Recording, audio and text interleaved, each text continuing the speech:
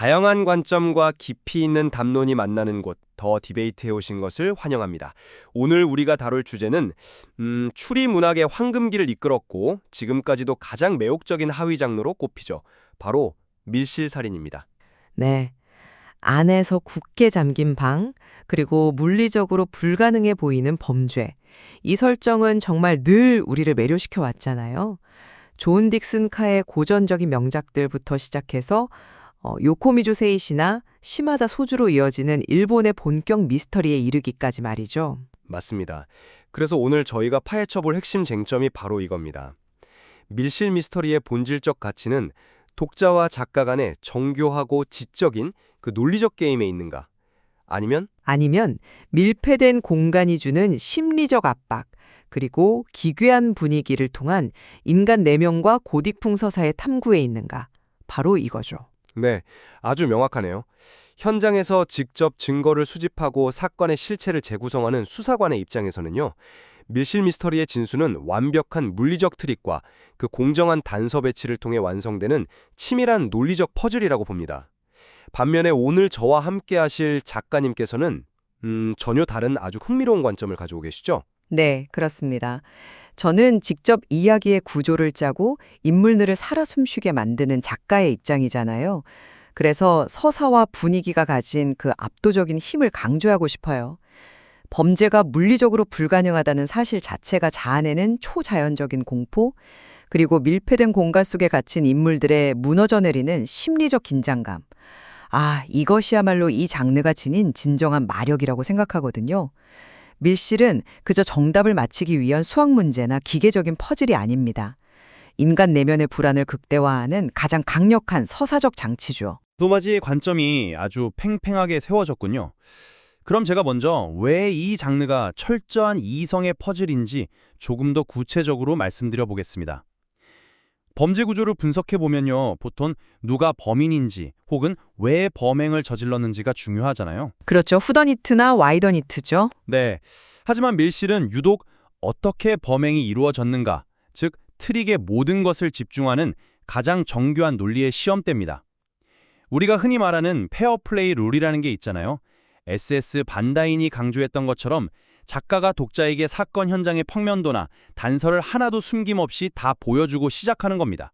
자, 여기 현장 도면과 증거를 다 줬으니 탐정보다 먼저 진실을 찾아봐라 하는 식의 당당한 지적 대결인 셈이죠. 존 딕슨 카가 카터 딕슨이라는 필명으로 발표했던 소설 중에 유다의 창이라는 작품을 한번 떠올려 보시죠.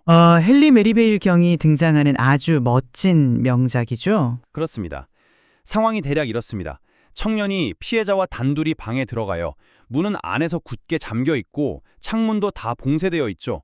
그런데 잠시 후 청년이 의식을 잃은 채 발견되고 피해자는 가슴에 화살이 꽂혀 죽어 있습니다.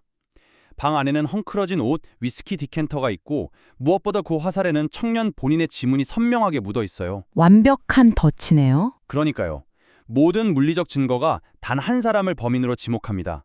하지만 탐정인 메리베일 경은 법정이라는 아주 철저한 논리와 이성의 공간에서 이 모순된 물리적 역사를 하나하나 해체해 나갑니다. 체스 게임에서 상대의 말을 잡아먹듯이요.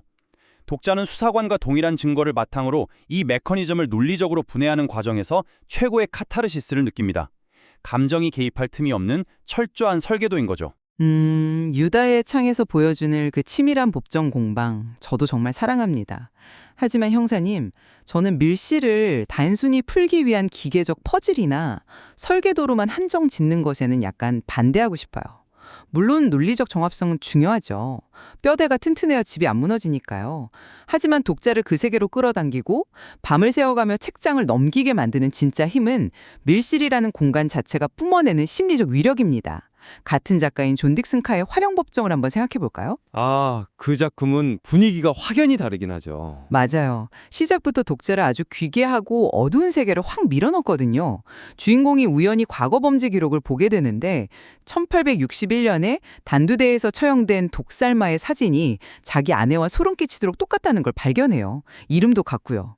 게다가 사건 현장의 오두막은 완벽한 밀실인데 목격자들은 시대극 복장을 한 여인이 벽돌로 막힌 문을 문을 그대로 통과해서 사라졌다고 증언하죠. 약간 유령 이야기 같기도 하고요. 바로 그겁니다. 여기서 독자를 압도하는 건 이 트릭을 어떻게 풀 것인가 하는 분석적인 태도가 아니에요. 마녀사냥, 강령술 이런 언데드에 대한 불길한 암시들이 만들어내는 원초적인 공포죠. 불가능해 보이는 범죄가 주는 감각은 단순한 퀴즈가 아닙니다. 내가 믿고 있던 현실의 법칙이 무너져 내린 듯한 불안감, 그 극도의 텐션을 조성하는 서사적 몰입의 도구라는 거죠. 확실히 황영법정의 분위기는 정말 압도적이죠. 밤에 혼자 읽으면 막 등골이 서늘해지는 매력이 있으니까요. 하지만 제 생각엔 독자들이 그 초자연적인 공포에 기꺼이 속아 넘어가는 진짜 이유는 따로 있다고 봅니다. 바로 이 모든 환상이 결국 완벽한 논리로 설명될 것이라는 작가와 독자 사이의 굳건한 신뢰 때문입니다. 고딕풍의 기괴한 분위기나 초자연적 암시조차도 결국은 규칙 기반의 놀이를 더 짜릿하게 돋보이게 만들기 위한 화려한 포장지에 불과하지 않을까요? 포장지요? 분위기와 서사가 단지 트릭을 감싸기 위한 종이에 불과하다는 말씀이신가요?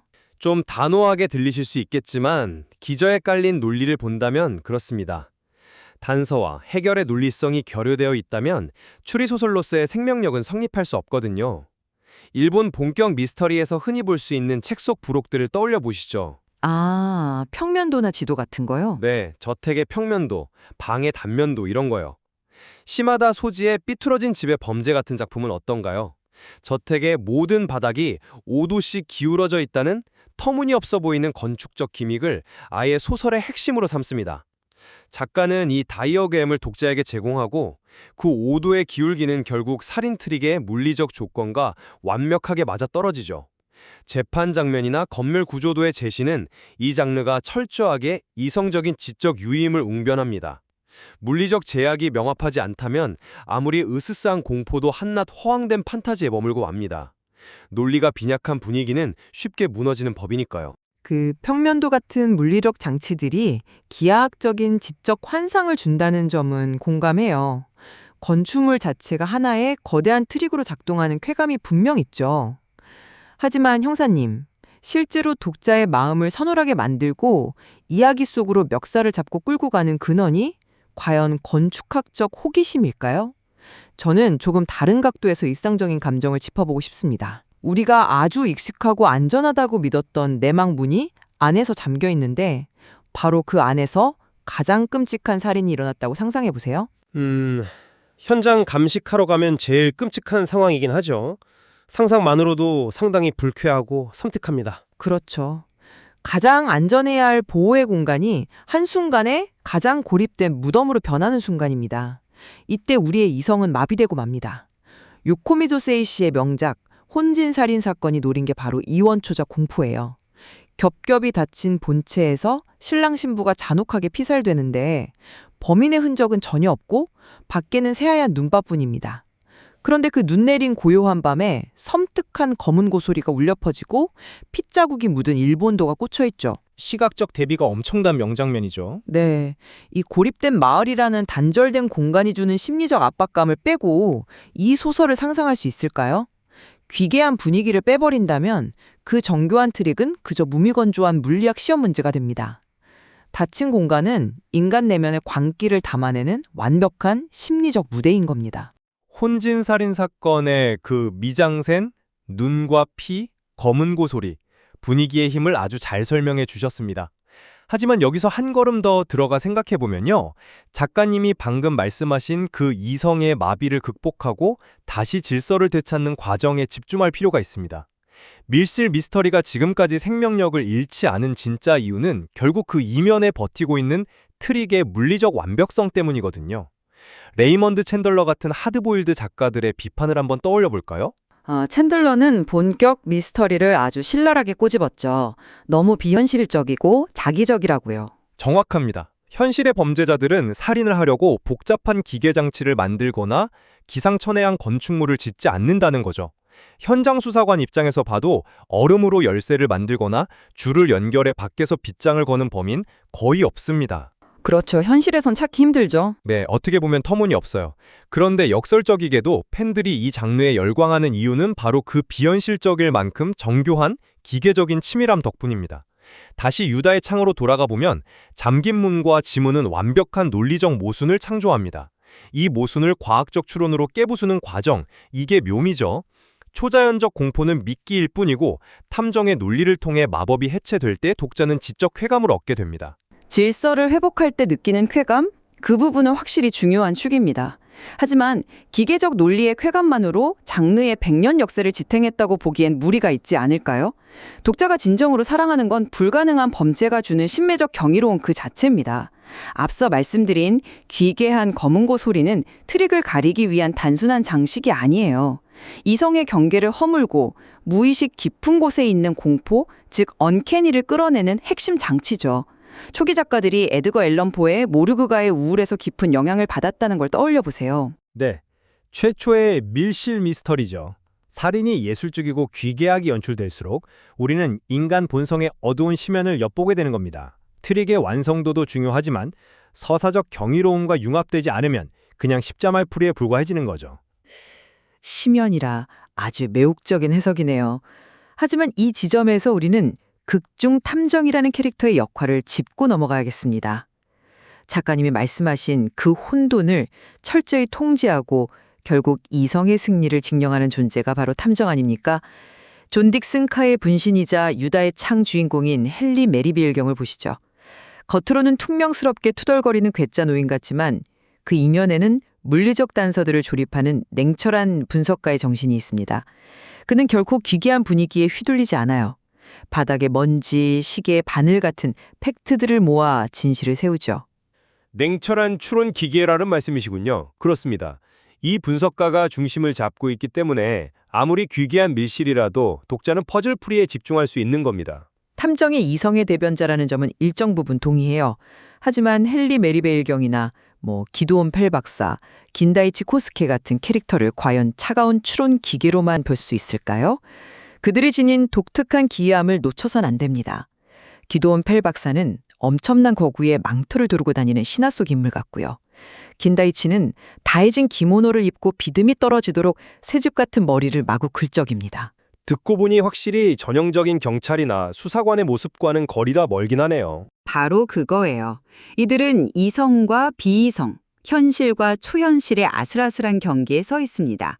저는 이들을 일종의 낭만적인 서사적 마법사라고 부르고 싶어요. 수사 과정 자체를 거대한 마술쇼처럼 극적으로 이끌고 가잖아요. 진실을 밝히는 순간조차 건조한 수사 보고서가 아니라 극적인 퍼포먼스를 보여줍니다. 비이성적인 기이함을 덧입은 탐정. 이것이야말로 밀실 미스터리의 문학적 절정 아닐까요? 탐정들을 낭만적인 서사적 마법사로 해석하시다니 정말 작가님다운 흥미로운 시각입니다. 펠 박사나 긴가이치의 퍼포먼스가 주는 매력은 저도 인정합니다. 하지만 그 화려한 퍼포먼스 이면에 깔려있는 작동 원리를 간과해서는 안 된다고 봅니다. 펠 박사의 무기는 마법이 아니라 철저한 물리학과 심리학 그리고 엄밀한 논리학이거든요. 환상이라는 마술적 속임수를 과학자의 태도로 하나씩 걷어내는 작업이죠. 탐정들이 이성적인 끈을 놓아버렸다면 그건 평범한 고딕 호러 소설이 되었을 겁니다. 추리게임의 계약을 이행하는 것이 탐정의 책무이며 그 바탕에는 견고한 논리가 흐른다는 점을 강조하고 싶네요. 논리적 해답을 제시해야 한다는 건 전적으로 동의합니다. 미스터리의 뼈대니까요. 하지만 해답이 나타나기 전까지 독자가 미궁 속을 헤매며 겪는 심리적 경험을 단순한 부속품으로 치부할 수는 없습니다. 안에서 잠긴 채 열리지 않는 문, 눈 위에 치키다만 발자국, 이런 상징들은 근원적인 단절의 공포를 자극해요. 저 굳게 닫힌 문 안에서 희생자는 마지막 순간 얼마나 끔찍했을까?